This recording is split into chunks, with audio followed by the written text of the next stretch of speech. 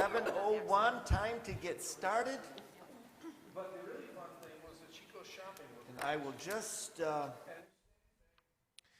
I'll start with this before we get into our Bible study, because some of you that were here years ago remember me saying there's coming a day when they will legalize homosexual marriages. And way back then when I said it, people were just thinking, that'll never happen. It'll never happen here. Well, last week in USA Today newspaper, and they really caught for it, but they came out in an article and they said that one of the things that American society has got to do is be more accepting of pedophilia. It's just, these people are not perverts, they are just minor attracted persons. And jumped right on it. And they are following the same tract, the LGBTQ people are following the exact same track that they used to bring homosexual marriage to legalize. So by the time your preacher is gone from this pulpit and retired, I'm telling you, before 2030, pedophilia will be legal in America. And it'll be just a sad day, but it's coming. It's coming. And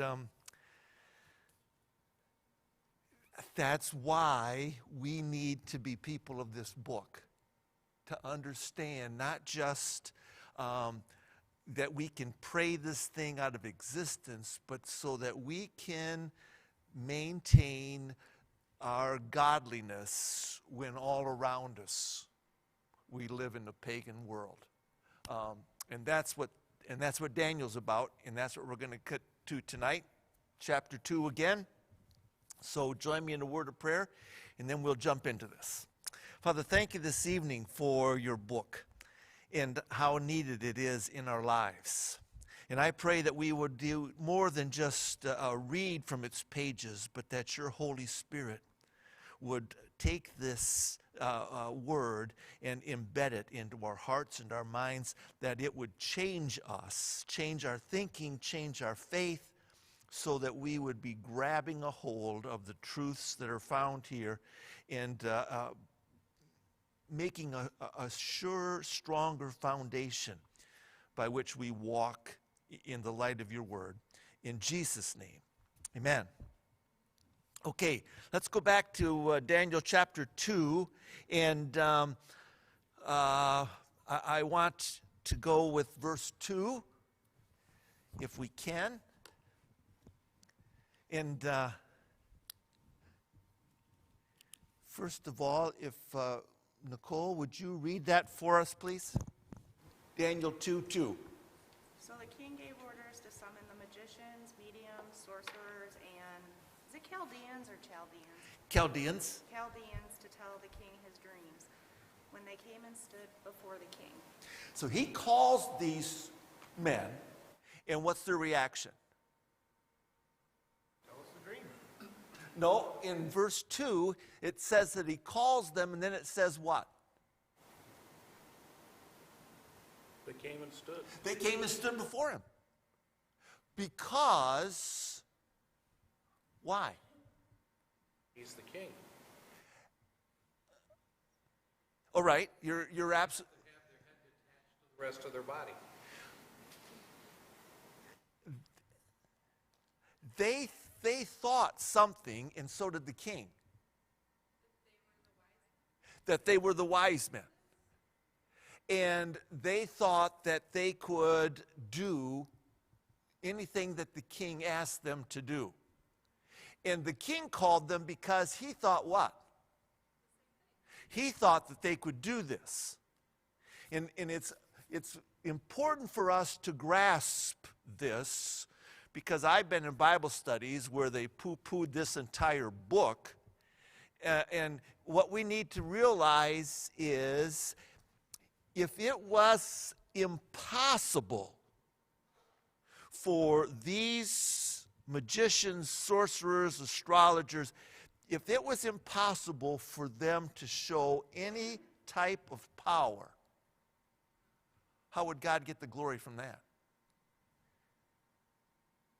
See, if Moses standing before Pharaoh could not prove that his God was superior to their God, it would have lost its impact.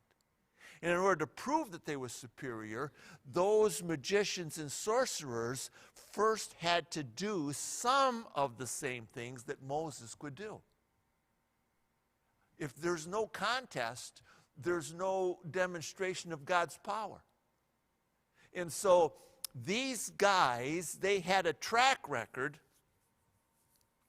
of being able to do some things.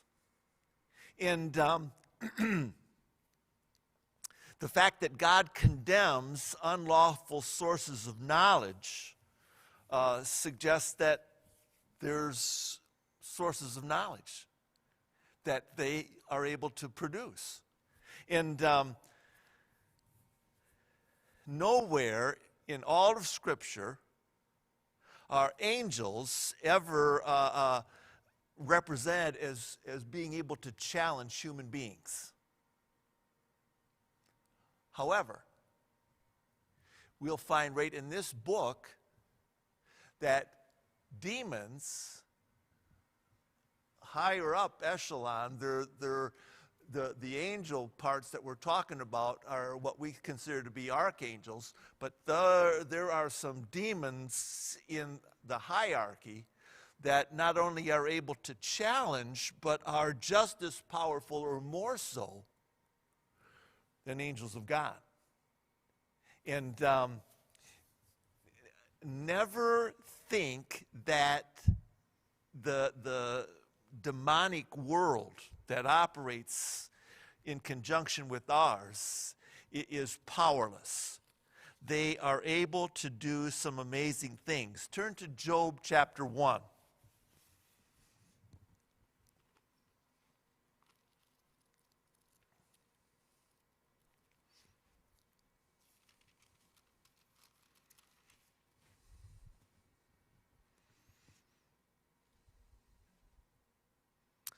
And Nicole, would you read verses 14 through 18?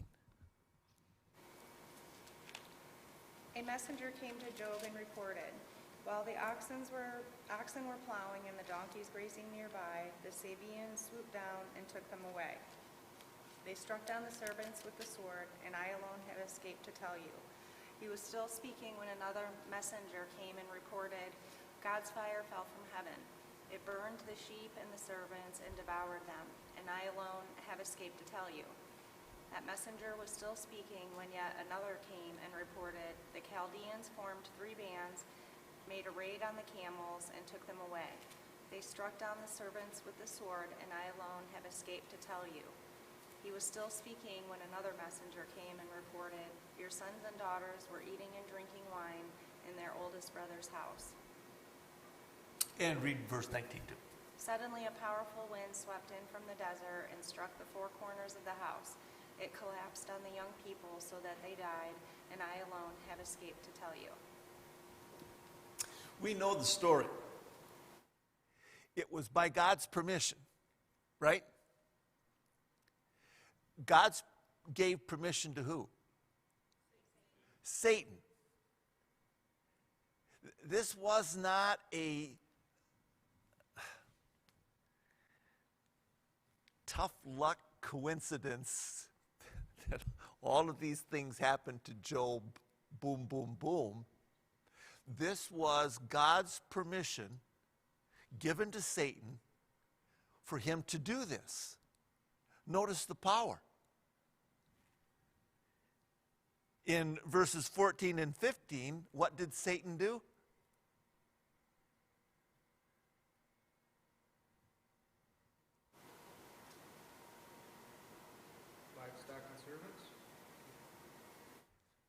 There's a group of people involved here. The Sabians, or the Sabaeans. Now, we don't know how long Job had lived in this area, but the Sabaeans had been there. And all of a sudden they do what? And servants. Yeah. Because we know the story, what prompted them to do that? Satan put it in their minds. Then, in verse 16, what did Satan do? Fire came right out of heaven. Boom. And in verse 17, here we've got the Chaldeans, and what did Satan put in their mind? Yeah, these are not just tough luck coincidences. Satan put in the mind and also used his own abilities to bring these disasters on Job. Now, go over to Matthew.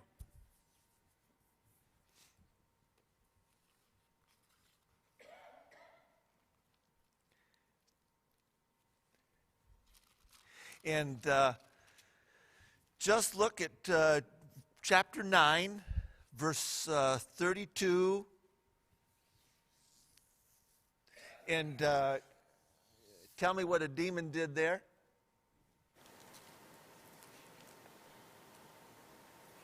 Made a man dumb? Yes. And then we also know that demons were able, in the account of Matthew, to do what else to people? Give them supernatural strength? Yep. Breaking the chains, Hurt themselves? cut themselves, Seizures. They could also make them deaf. And the thing to remember in this case, and it bothers people, I know it does, this was not normal everyday occurrences.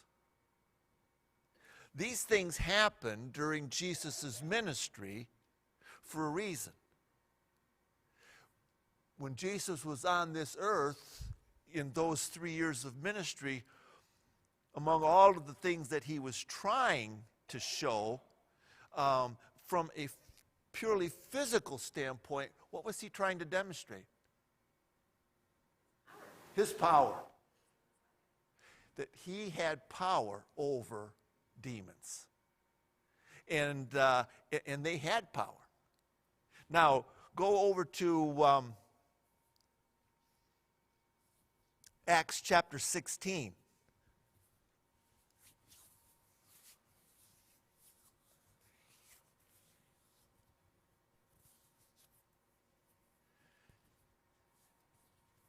And I'll ask you before I ask you, Julie, do you like to read out loud or not? It's okay? Okay, well then read Acts chapter 16, verse 17. Following after Paul and us, she kept crying out, saying, "These men are bondservants of the Most High God, who are proclaiming to you the way of salvation." They had this gal, and she was able to, she was a fortune teller. And they made their livelihood, the guys did, her masters did, by having her tell fortunes. Luke, Dr. Luke, gives us just an amazing thing. Paul is in this city, and he's walking around trying to establish a church, get people saved. And this gal, who's a fortune teller, she's not a believer, she's not a Christian, she has not been to Paul's small group, never been there for, Bible study and prayer meeting. She's just following along behind them. And what does she say? These men are servants of the Most High God. How in the world did she know that? Name tag. She's probably demon possessed. Well, how she was able to do the fortune telling was through the occult. And she had the ability to identify who these men were. Before they went into the 2,000 pigs, the guys on the shore of Gadara, they came up, fell on their knees before Jesus. I mean, he just shows up on shore. They come running out of the tombs, fall down on their knees, and what do they say? Keep going. They identified who he was, but then they say something else that's incredible. Please don't cast us out to wander the earth. And don't send us Into the abyss. before our time. They were aware of their future and expressed that to a man they had never met before, but they knew it was Jesus. See, demons have knowledge, they have power. They're not able to be in more places. They can only be one place at one time. They are not omniscient, meaning they don't know everything. But they are able to do something that, and don't be freaked out by this because angels do the same thing. They can watch us. And they listen to us. And they observe our habits. And one of the reasons why they like to observe our habits is because why? Yeah. And when they tempt us, they like to tempt us with what? What we like. The things that we like. The things that we like. Yeah. Yeah. I can tell you with all certainty that for the 60 years that I have been on this earth, and the angels and the demons that have watched me, demons are never, ever, ever going to try and tempt me with spinach or liver or Brussels sprouts. It's not going to work, and they know that. Cinnamon rolls, yeah. Ice cream, sure. But they watch us, and they're watching here in Daniel. So, huh? It is like Google. Except the knowledge of me not liking spinach or any of that is not on Google. I don't think it is. Probably after tonight. Probably after tonight, yeah, it's probably on there now. Oh boy. So, Satan and his hosts, they traffic in knowledge. And God has got a purpose here.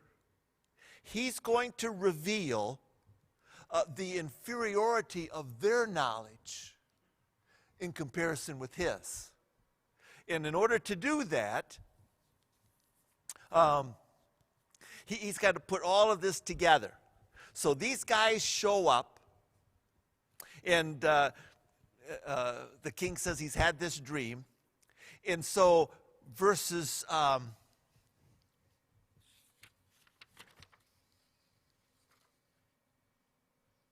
okay, yeah, let's just read verse 4. Julie, would you read verse 4? Daniel chapter 2, verse 4. To the king in Aramaic, O king, live forever. Tell the dream to your servants, and we will declare the interpretation.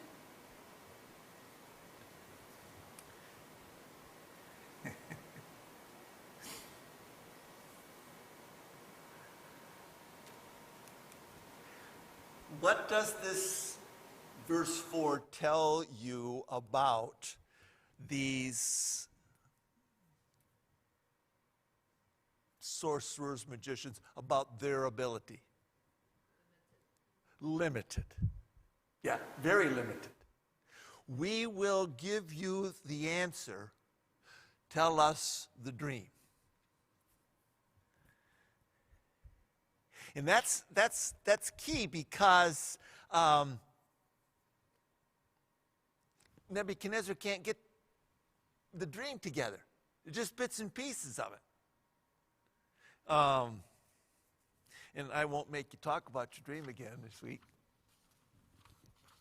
So, these guys have had contact with the netherworld, but they require assistance from the king. And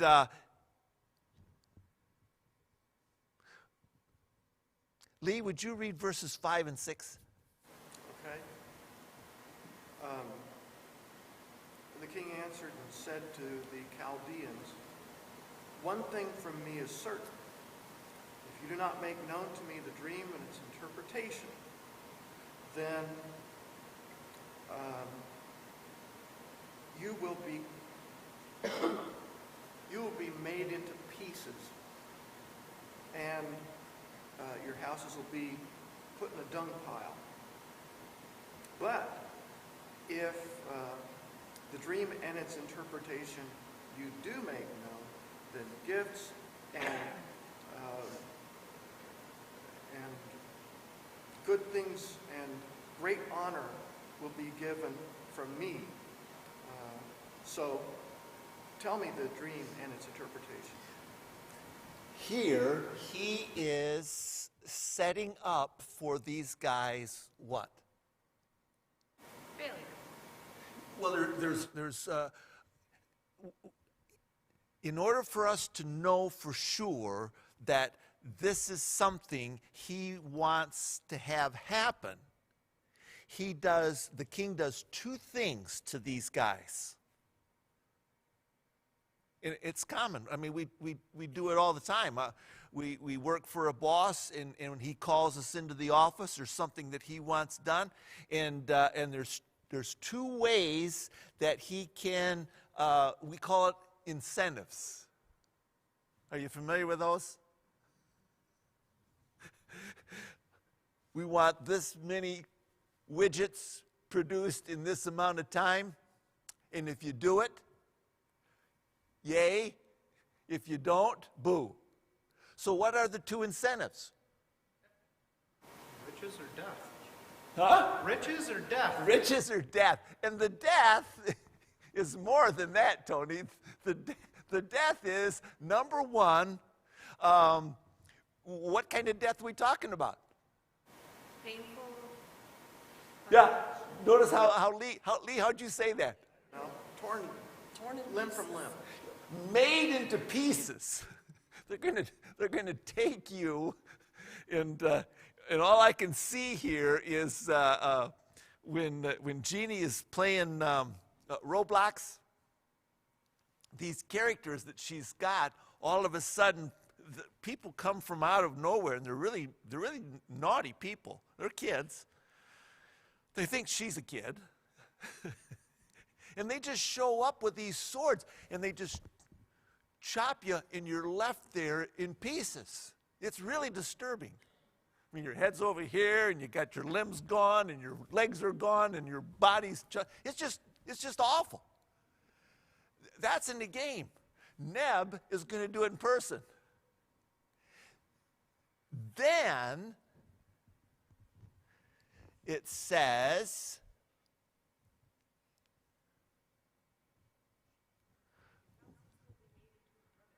yes, they used to take people that were being destroyed like this. They would take their homes and their land, and they would turn them into public outhouses. Because no matter how long we've lived, there's one thing that we've always had to do: answer nature. and there's always only one thing that mankind has always wanted to do in terms of having some kind of sanitation, a place for people to go when nature calls. So these kingdoms, they come up with these wild and crazy ideas, and they said, I know, let's take people that we're punishing, and after we chop them all up and place them here, we'll turn their homes into public facilities. Wow. 30 years later, you got your grandchild with you. I remember Pete. He used to live there. Really? Really? Grandpa, that's a toilet. I know. 30 years ago, it wasn't. Pete used to live there. That's how this is. It was a disastrous thing to think of, that your place where you grew up is going to turn into that. The other hand is riches, incredible riches, offered by the king of the most powerful empire in the world. So God is doing what here? He's setting the stage so that these guys fail, and that he can be glorified through Daniel. He is setting the stage so that he can be glorified by causing what in these men? Well, they don't have the ability, but they have the desire. They want more than anything to do this because they don't want to die and have their house turned into a toilet. I mean, that's a huge incentive, I'm telling you. So God wants to make sure that these men have an incentive, that they want to have this done. And there's two ways to do that. Now,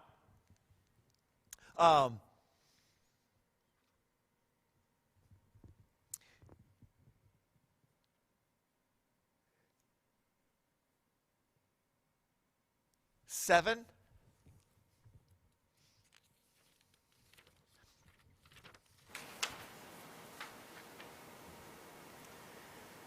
7, 8, and 9. Renee, would you read that, please? Once more they replied, "Let the king tell his servants the dream, and we will interpret it." Then the king answered, "I am certain that you are trying to gain time, because you realize that this is what I have firmly decided. If you do not tell me the dream, there is just one penalty for you. You have conspired to tell me misleading and wicked things, hoping the situation will change. So then, tell me the dream, and I will know that you can interpret it for me."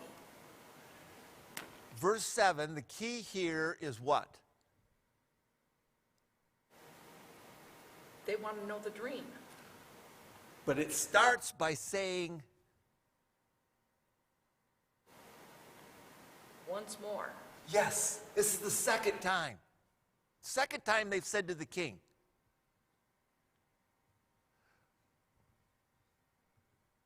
He's a smart man. So he hears it twice now. Just tell us the dream. And he's already told them. He doesn't remember. But they come back the second time and say, just tell us the dream. So because he's told them he doesn't remember, and they've asked him twice to tell them, what's he thinking? Losing faith in their ability to do it. He's losing faith in their ability. He's thinking that they're stalling. Stalling for what? Stalling for time. Why would you want to be stalling? I mean, what are they hoping to accomplish? That he'll change his mind, or at least not be so mad.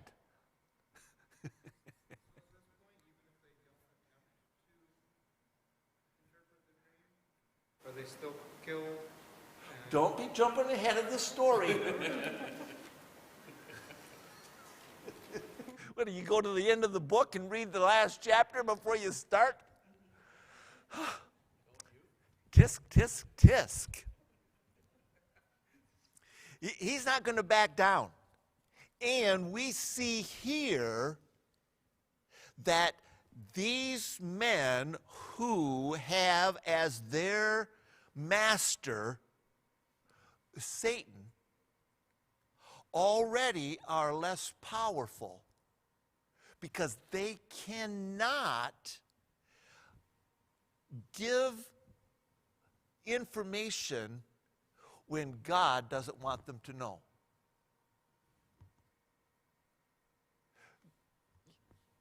This isn't recorded in a library book where you can go down there and read up on it.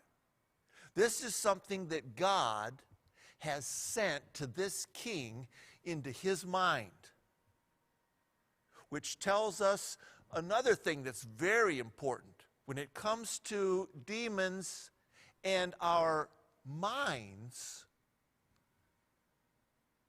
what are they not able to do? They can't read our minds. And I've had so many people over the years worried because they think that Satan can get right into our heads. No. He can't. He can suggest. He can watch us, observe us, and make suggestions. Boy, don't those donuts look good? When you go over to Jamie's house, just set out there, you know how much you like ice cream. Just a suggestion. Satan can do that, but he can't get into our minds. And this shows it right here. God put this in Nebuchadnezzar's mind, and he can't even recall it. And neither can all of these people that work for Satan. So, go ahead. There were so many of these people on his staff that he'd seen them disagree and argue with one another about the meaning of dreams and signs and such. And he had his own skeptical side. Absolutely.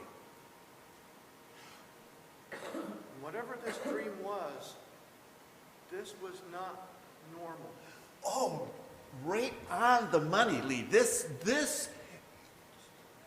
He is so bothered because it is unlike anything he'd ever experienced. He knows this is special.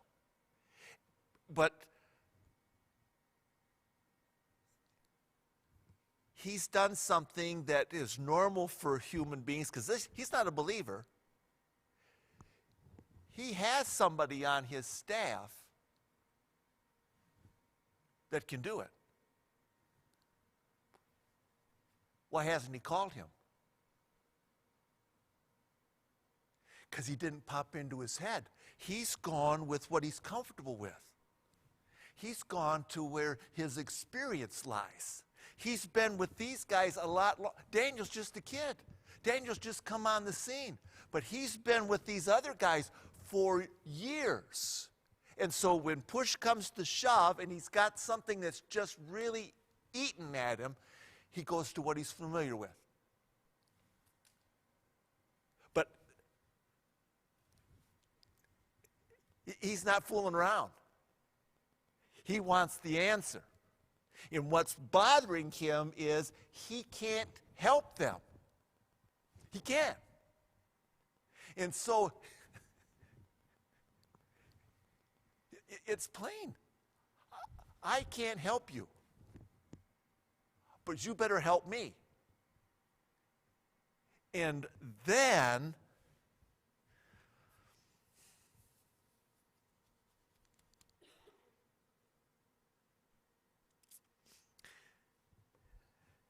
he says here in verse 8, he knows for certain they're what? Yeah, he knows for certain you're stalling.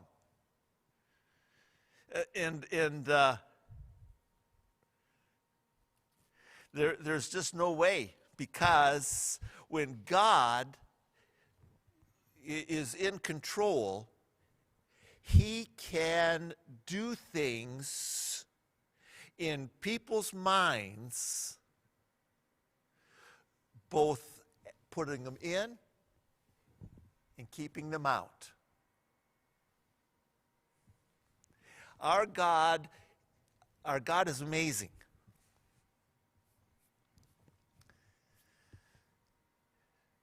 In 1994,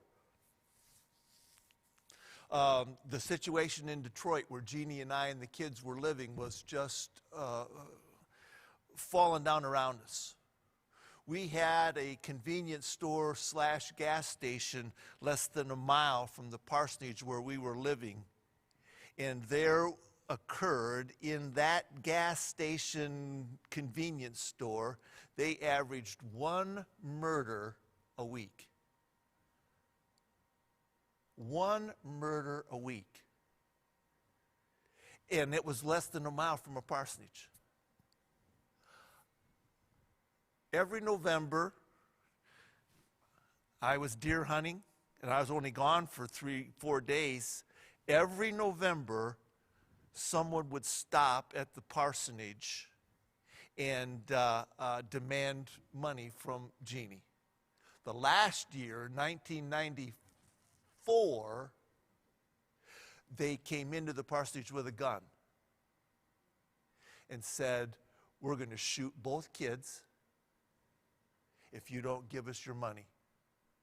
Fortunately, she had a can that had all God's kids' money offerings from the children right there by the door.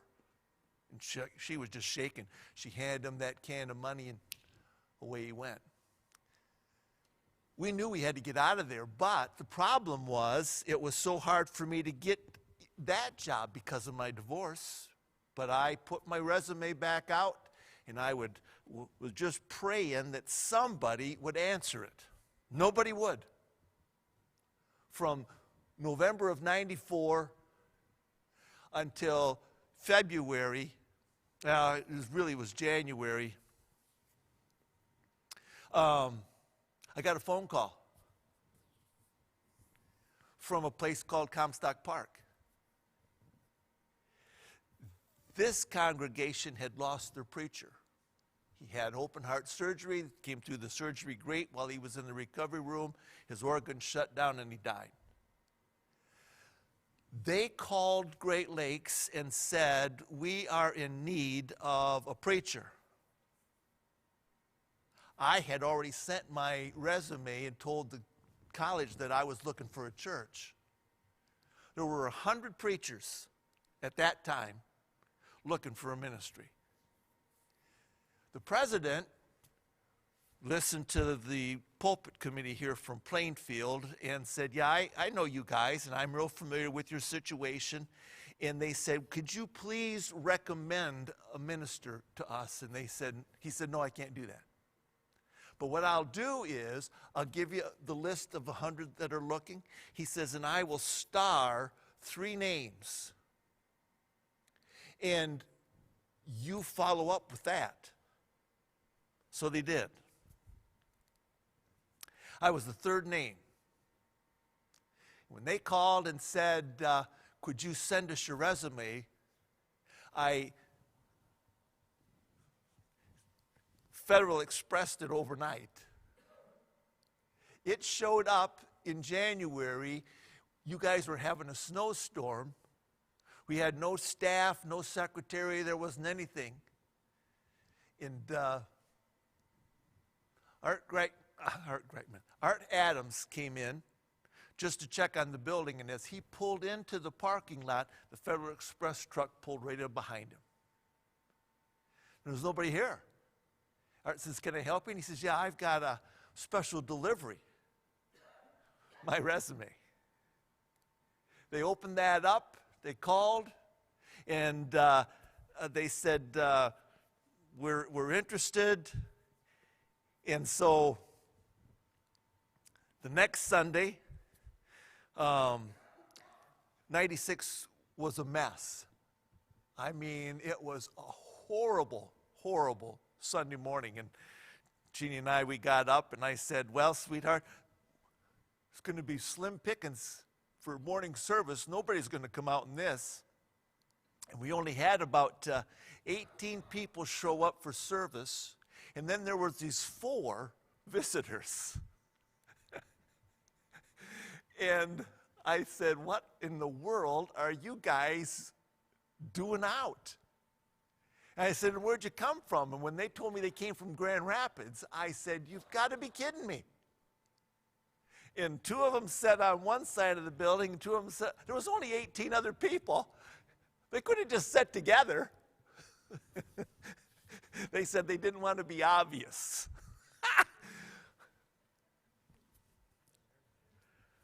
Eventually, I came over. They hired me. Mother's Day of 95. That fall, we went up to Rock Lake. There was a special men's meeting, and the wives were invited, and the president of the Bible college was speaking.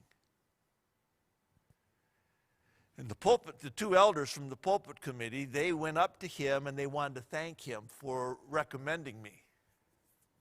And when they stood in front of him, I was standing behind the president because I knew what was going to happen. And they said, Mr. Paul, we just want to thank you for recommending this guy. He's been great. We've really enjoyed having him here. We think there's going to be great things come from him.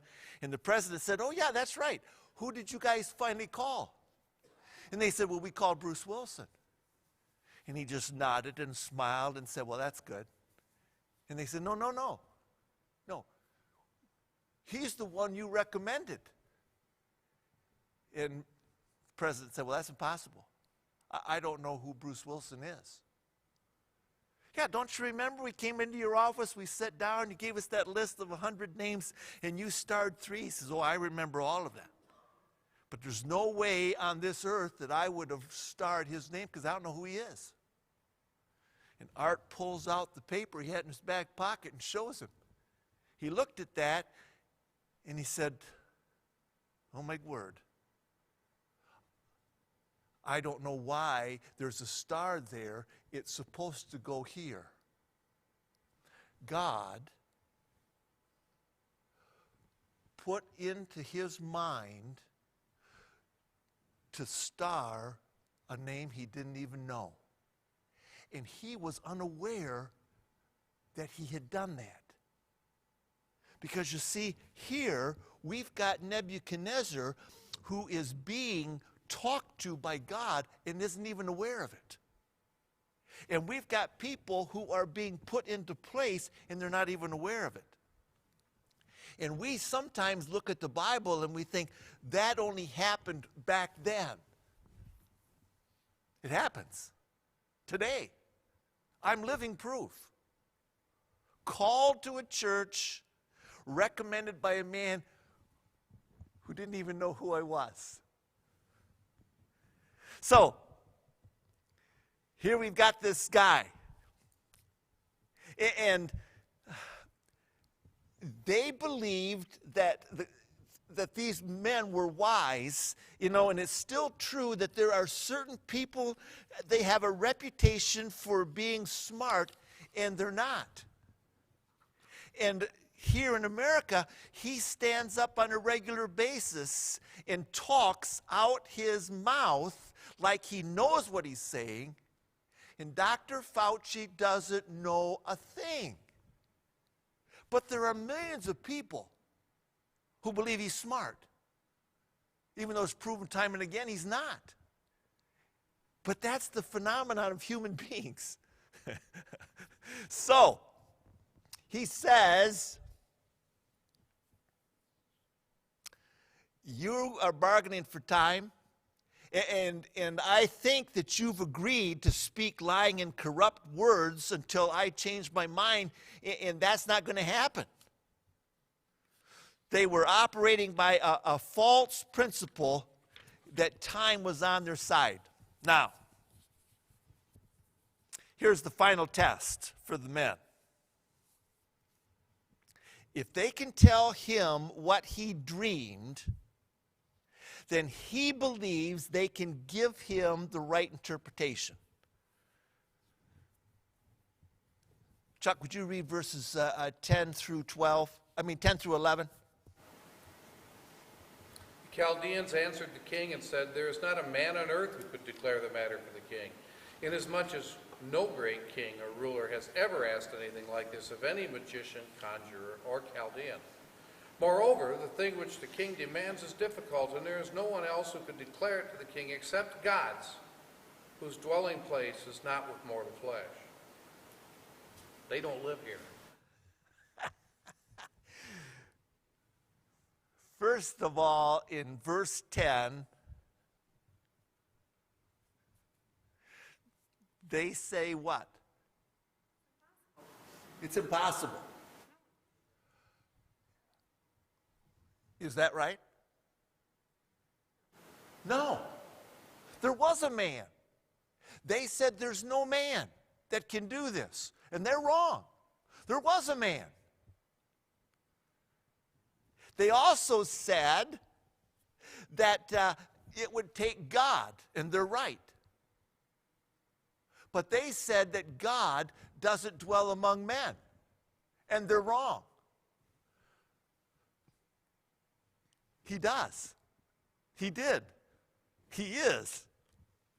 In fact, when he came to us in the incarnation, his name meant what? God with us. And he's always been. So, they're going on the past, and they're thinking, there isn't anything new under the sun. I mean, this is the way it's always been.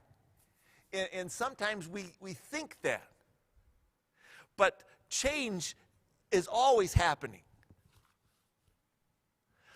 How many global floods were there before Noah? Wow, it never flooded before. It did. How, prior to Abraham, how many barren women had children? That's a trick question. Who's buried in Grant's tomb? How many barren women had children prior to Abraham? 0. That's why they were called barren. Prior to the Tower of Babel, how many different languages were there? 1. Before the birth of Jesus, how many virgins had given birth? 0. You see? In God's economy, there are changes. There is things new under the sun. Because, well, turn over to Romans chapter 6.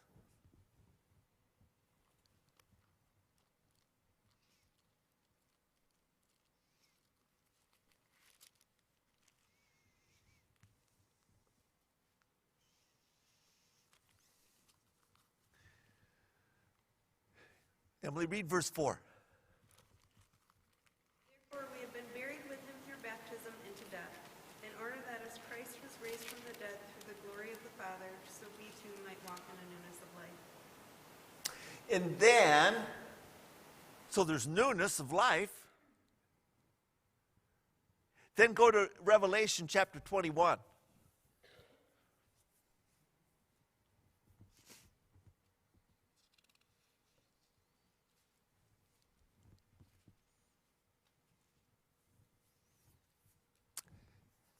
And Evelyn, would you read verse 5?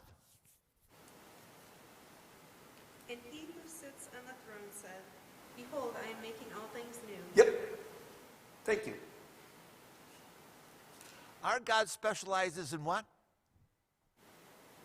Making things new. Making things new. There are new things under the sun. Our God specializes in that. So, here we are, Daniel chapter 2, we've gotten to verse 11.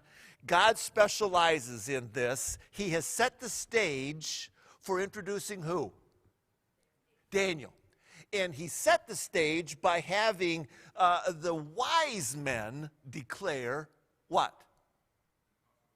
This is impossible. There's no human being capable of doing this. Don't you love it the way God works? It's the people that said, no human being can do this. So, he immediately calls for Daniel, right? No. He never calls for Daniel. Daniel never enters his mind, ever.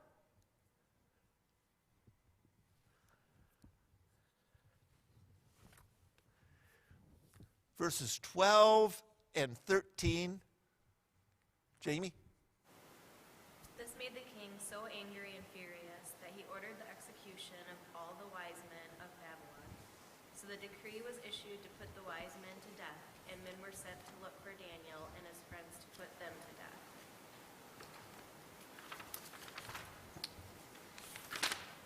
Just a second here.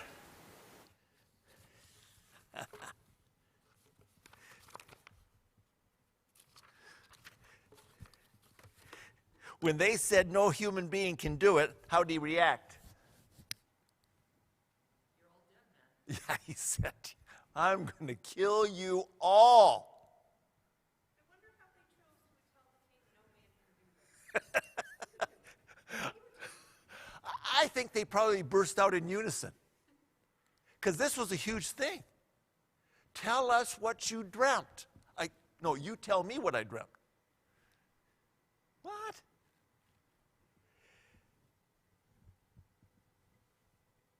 The text suggests that a considerable number of men were killed immediately.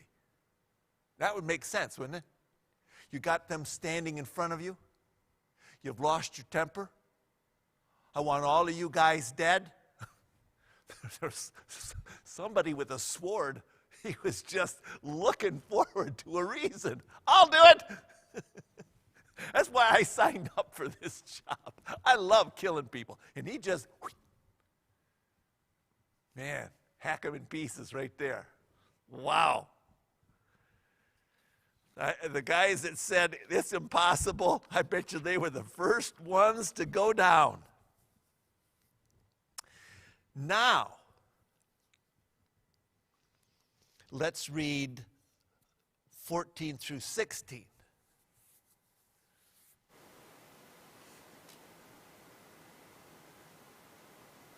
Norm, you're up.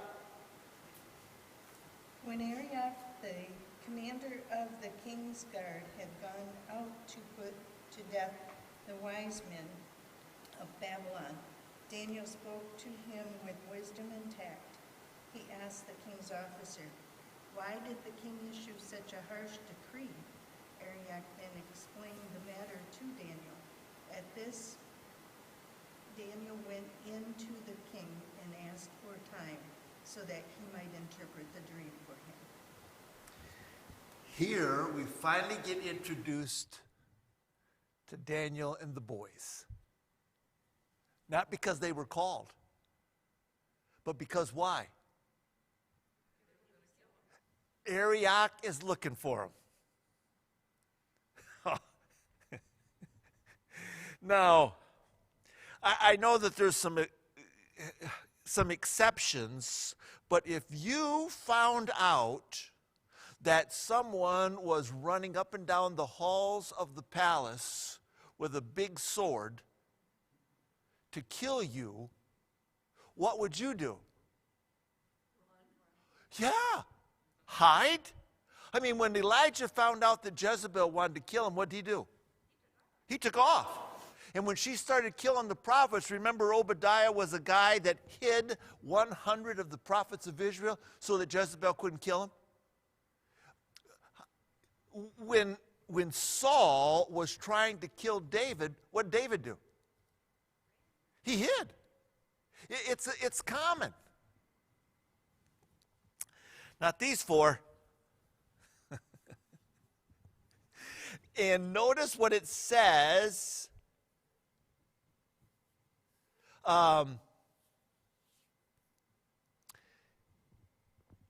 in verse 12, there were orders to kill the wise men. And in verse 13, who were they looking for?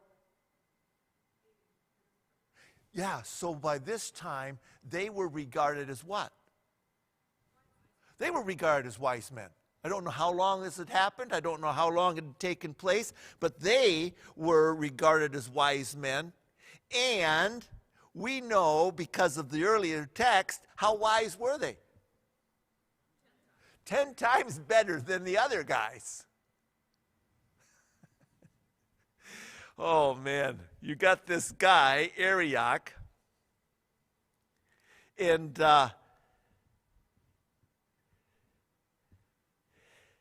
he's not the only one, because there's a lot of them. And the king wanted them killed in a hurry. So you've got a lot of people under Arioch that are searching out for these wise men and are killing them.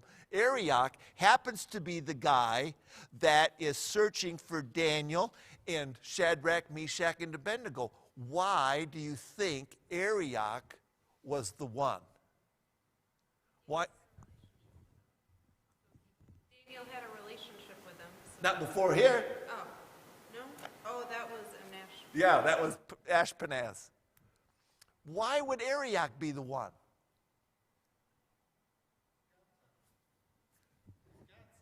Because God wanted this to happen. Who was Arioch?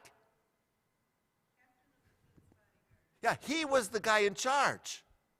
And what needs to happen for God to be shown superior?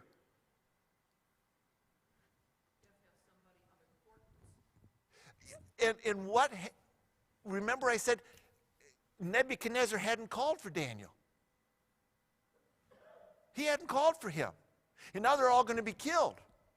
But in order for God's will to be done, what has to happen before Nebuchadnezzar?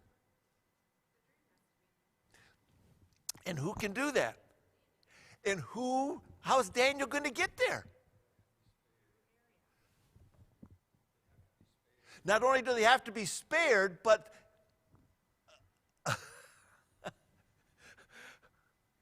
what does Arioch do? I mean, he's got a role to play here. God picked him for a reason. He takes him there. He's the one that gets him past all the red tape because he's the captain of the guard. He's the one that has access. But Nebuchadnezzar still hasn't called him. Ooh, let's see what happens next week.